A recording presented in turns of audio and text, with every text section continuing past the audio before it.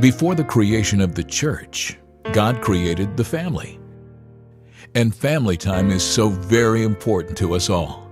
Welcome to A Time of Jubilee, a program designed to bring the Word of God to you and your family. Dr. Carolyn Lee has spent a lifetime studying God's Word, and she has a right now word for you.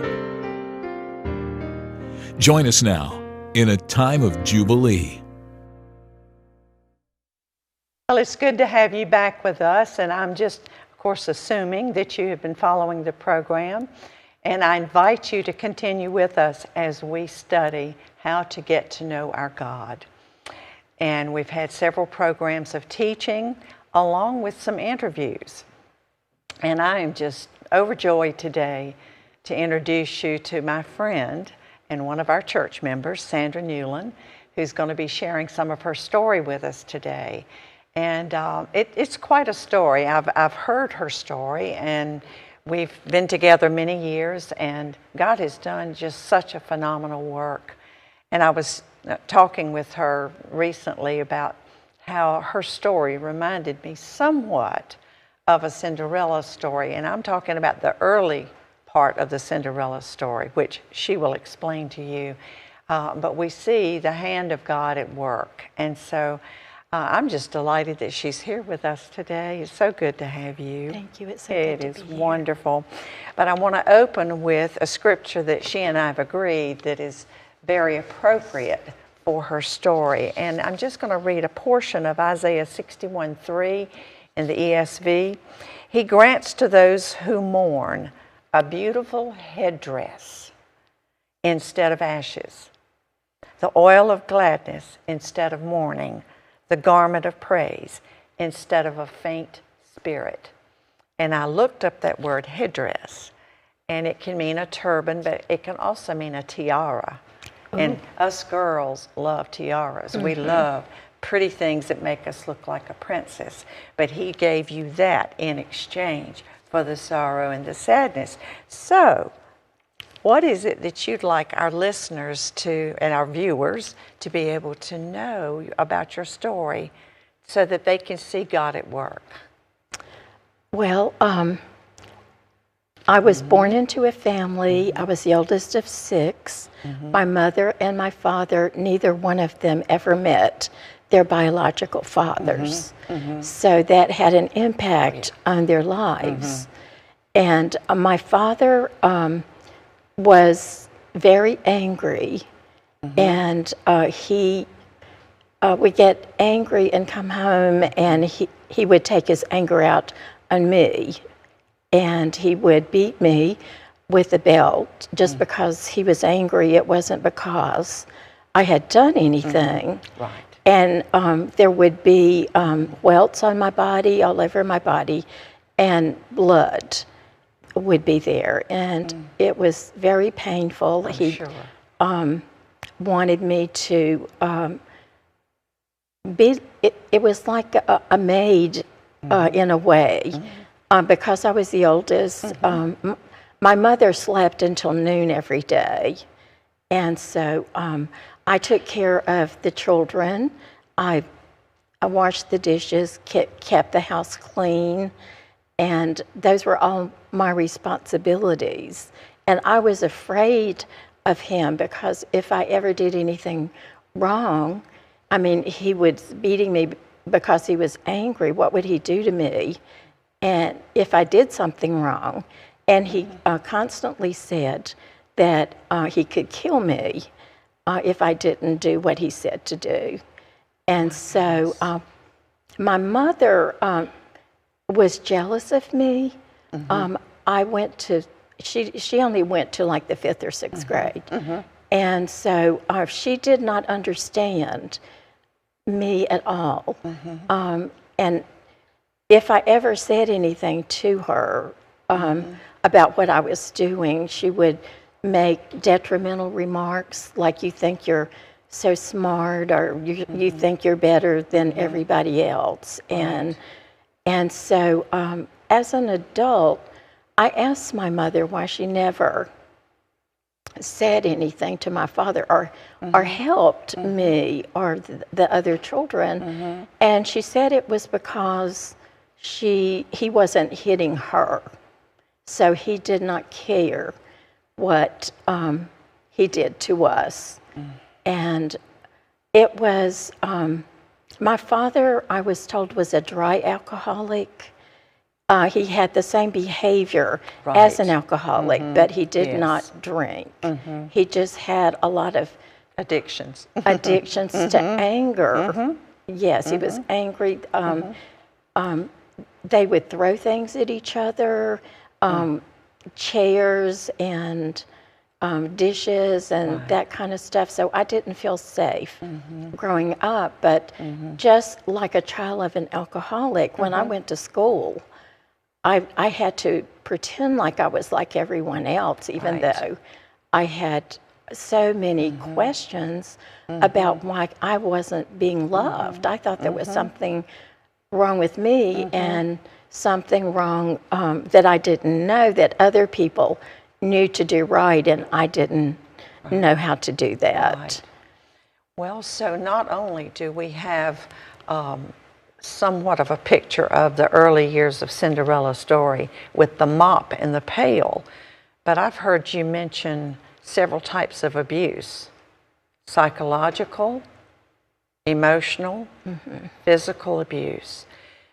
But I know somewhat of your story to know that there was a conditioning that was going on to where, yes, you had to adapt, and you knew things were wrong, but you became conditioned to that. So that was molding and shaping you into your expectations of life, wasn't it? It certainly was. So how did that play out as you got older? Because I knew you said that you were one thing when you were in public at school, and then you were another thing at home. So how did it play out that you began to realize you were conditioned?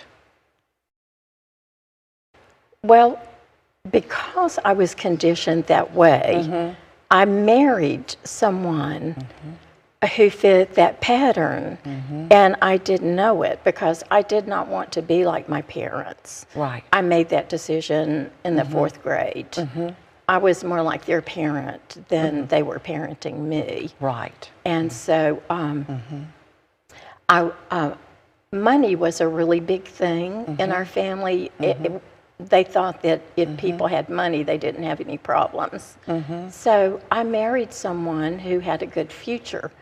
And I thought, well, this is going to be wonderful because I'm not going to have to worry about money. But then he would be controlling and manipulate me. He had a very high position at his work, and I wasn't really all that important to him. He talked about himself a lot, and that I had been conditioned that I should be invisible. So that's really what I did. I just became invisible, and I had my 2 children, and I did not realize until we were married for 15 years, we were in a car accident, that he would not be there for me. It was I needed to give him what he needed, and that was sufficient, but he didn't emotionally and verbally give me what I needed. So he would put me down, and I had no idea that I was being abused. And after the car accident, I had a great deal of fear. And so I went to see a counselor, and the counselor asked me if my father was an alcoholic. Because he said, you are just like a child of an alcoholic. And you ended up marrying someone who was abusive. And I had no idea that I was being abused. Well, there are many viewers today who are probably living in something very similar, whether they're children or whether they are adults. So what would you say to them? How can they prevent themselves from it going on so many years. What should they do to stop this reaction or this chain of events going on? What would you say to someone? What would you say to a young person or maybe someone in high school? What would you say to them? I would say to them that God says that you are valuable. God sent His only Son to die for you so you could have life and have it more abundantly. That you do not have to live in a situation like that. The Bible is a love story that is written for you. You are loved. There is a reason why God says that we are loved. That's because everybody needs to know that they are loved, because that makes them feel good about who they are. And so we all need to have people around us who build us up and make us feel good. People we can laugh and have fun with and just enjoy life. We're not supposed to be doormats. And I did stay in the marriage much too long. And I would say that if you are not being treated correctly, that you need to leave that marriage. I ended up getting a divorce, and it was very, very difficult, and it was very painful.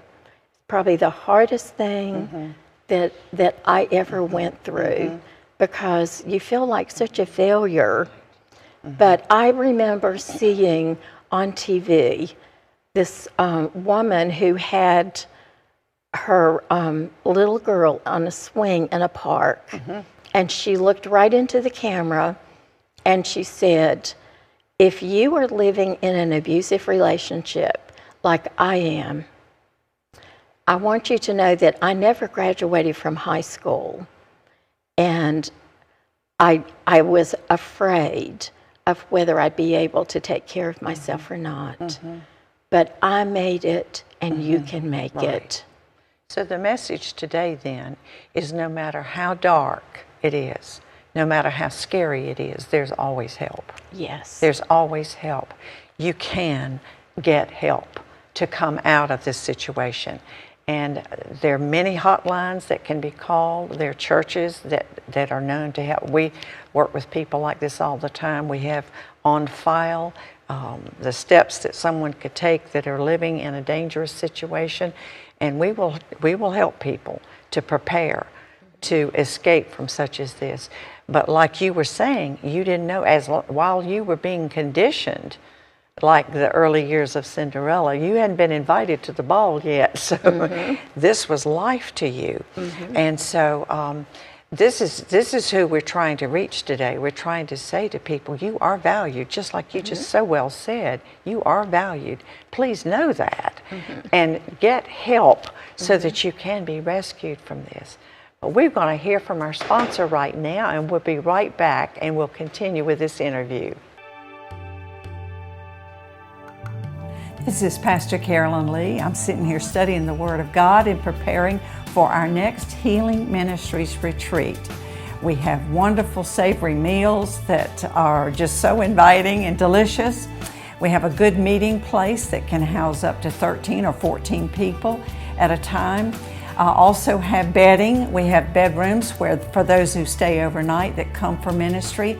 But the most important thing is that it is a safe place where the presence of God is here. And I just invite you to check out our website, healingministriesgreensboro.org. Call our number at 336-272-9910. That's through our church office. They will take your information. I do hope you will come and join us. We'd love to have you. I'm so glad you've rejoined us, and we're continuing our interview with Sandra Newland, and we are hearing the story of how beauty can be made from ashes. And you are just letting us have a window into the soul of your early years, and we know that God has brought you through. And it's important that you meet people in life that know of your value, that can reach into that place where you've been so humiliated, so invisible, and pull you forward. So tell us, so, all right, now you're an adult, so where do you go from here? You've still got the scars from what has happened in your life. So how did you deal with that? Well, first, I would like to just go back when I was 18. Right. And I was enrolled in college. And I asked my mother to ask my father if it was okay if I lived with my grandparents. Right. And she asked him, and he said it was okay. So I moved in with my grandparents, and the first Saturday, my father left to make breakfast, and then I cleaned it up. Right. And the first Saturday, I was living with my grandparents. Cinderella was gone. Yes, Cinderella was gone, and my father came to my grandparents' house, and my grandfather looked out and saw that he was angry. So he told me to go into the bedroom and lock the door. So I did, and my father came in and he tried to knock the door down to make me to come home. And my grandfather finally told him, I've watched you abuse her whole life. She's 18 years old now, and I'll call the police if you don't leave her alone. So he was your first Prince Charming, wasn't he? He was. And I think about that, and I know he you do. valued me. Yes. And that's one of the ways that I deal with the things that I suffered from. And I also learned that my parents just didn't have the tools or understanding at all. I think they both were just surviving life. Now that's an adult talking right now. When you became an adult and you matured in the Lord, then you had that understanding. Right. But you didn't always have that understanding, did you? No. I mean, because there are people right now that are saying forgiveness or trying to understand what my parents have been through. That's foreign to me right now. And so we understand that, don't we? We certainly do understand. Of course. Yes, and that's part of the redemption part of your story, is that you now can look back and have compassion. But people that are caught in the snare of abuse, in those moments, in those times, in those years, sometimes it is years, decades, they don't necessarily have that clear view yet. But here comes this grandfather, Prince Charming.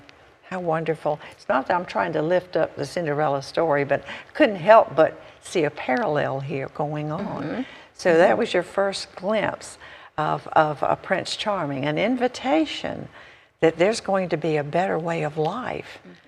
So you were able to look out some different windows at this point, weren't you? Yes, I was. Yes. And I did not know that I was being abused for the first 15 years of my marriage, because I always made excuses, and that's what you do because I didn't recognize it, because he wasn't hitting me. And I learned gaslighting. Yes. I was experiencing gaslighting, and gaslighting is, I would tell him that what he had done that really hurt me, and he would not even address that. He would go back to the first time he met me and just tell me everything that I did wrong, and nothing was ever talked about what he had done, what I brought up, because he could not accept any kind of criticism. And he made me feel invisible. He made me feel like I wasn't, he wanted to talk about himself all the time. And I have to say, he made me feel like he didn't know me, the same way that my father made me feel like he didn't know me, and my mother. Now, you used a term that you and I are familiar with, and that's called feeling invisible. Describe to our viewers what that feels like, Because, I mean, obviously you're very visible. I mean, we're looking at you on camera and we see that you're a real human being. But what does it feel like? What is it like to feel invisible? I mean, is it something you felt you had to make yourself be? No, I felt invisible when I was growing up because my father always said that when we were at the table that we could not talk. I could not tell him anything about my life because he was so into his own life and full of anger. So my father scared me. And so when I was married, I started feeling insecure because I felt like he wasn't there to protect me. He did not make me feel cherished. I felt like I had to just all the time give to him when I wasn't receiving very much back for myself. And therefore, I was so broken, so very, very broken, and I didn't know what to do. I didn't know how to fix that. So this Cinderella that we're seeing, this early years of Cinderella's story, we're seeing where she had to always put others before herself.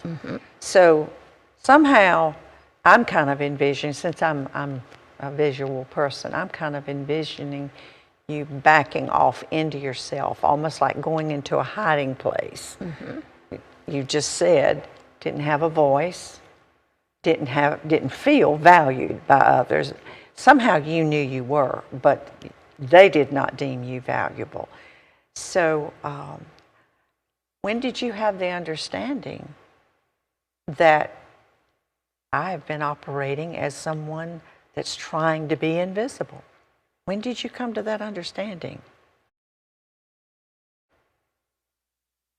It was when I started, well, let me go back and say, when we had the car accident, that was when I realized that my husband was not there for me. Right. Emotionally. Right. And I was full of fear because it was a horrible car accident that the patrolman who came said he'd never seen anybody survive a car accident, anything like that, and he could not believe that any of us were still alive. Well, because I was suffering fear, whenever I needed anything, my husband would get angry at me, and he would yell at me, and he would just, he wasn't able to show empathy. Here is this pattern again of anger like my father had, and he's treating me the same way. So would you call that emotional abandonment? Oh, yes. So that's another form of abuse, where people are so wrapped up in their own pain, your husband, your former husband, being so wrapped up in himself that he didn't even have anything to give to you. Nothing. And I'm sure you've come to understand that now, but at the time you're going through this, that's an emotional abandonment. And there are many who are living in marriages, or, well, let's just say they're living as roommates, but they don't really have a marriage because the partners are so broken they can't give to one another. And that's what you found yourself in. But Cinderella had been conditioned that she was to have the mop and pail and to take care of everybody else until it was almost a breakdown for you. It was. And when I came to the realization that I was valuable, you know, that I was giving to everyone else, and I wasn't taking care of me. You mean you had an invitation to the ball? I did. Yes. I did. I finally did come to that realization. And it was just so awesome. So awesome that I needed to take care of me. That he would reach out to you, that the God of the universe would say, you're invited to become the bride of Christ and to come to the ball and be the beautiful woman that you are. Wow, what an exciting turning point that is. It was. Oh my goodness, that's wonderful. So, you now have some hope. Oh yes, our God is a God of hope. Yes, so you could feel that you were at a new intersection. Things are beginning to change now. Wow, oh my. And that's true for those that are viewing. There's always hope. But you have to be seeking out the right kind of help and being able to tell your story. And sometimes finding your voice is not an easy thing to do, and I'm sure you would agree with that. But when you can come into a safe place, and that's certainly what we try to do at Jubilee Worship Center, is create a safe place where people can come and bare their souls and not be judged, and their pain is validated, but they're not left there. Isn't that right? They're not left there. And I remember when the Lord spoke so clearly to me and said that you were invisible. And I don't know at that point that I had ever said that to anyone else. In counseling, you're invisible. But yet there was a human being sit right there in front of me that was very visible. And I remember making a pledge to you that day, and I said, God giving me the grace. Giving me the grace as your pastor, I will pull you into visibility. And oh my goodness, you can see for yourself the beauty of what God has done. And there'll be more to this story, which will continue in our next program. And I do invite you to tune in to hear the rest, because we want to hear about the attendance of the ball. We want to hear what it was like to meet the Prince Charming and to be rescued from a place of such abuse and such pain and heartache. That's what our God is all about. He takes us from ashes to beauty. And so I thank you for being with us today, for listening to Sandra's story, and just trusting that God has given you the hope that you need to hear. And so we just invite you, if you are looking for a church home, if you're looking for a place of healing ministry, Jubilee Worship Center in Greensboro offers that to you. Our number is 336-272-9910. Do come and join us. You do not have to be a member to receive healing ministry, but if you are looking for a church home, I can guarantee you will find a church family where you will be loved and cared for, and you will find, and we've heard this over and over, Sandra would validate, that it's a safe place. God bless you. We'll see you the same time, same place. Thank you for joining us for A Time of Jubilee. To contact us, you can write Jubilee Worship Center at 143 Bluebell Road in Greensboro. You can call us 336-272-9910. You can visit our website at healingministriesgreensboro.org or visit our Facebook page. See you next week for A Time of Jubilee.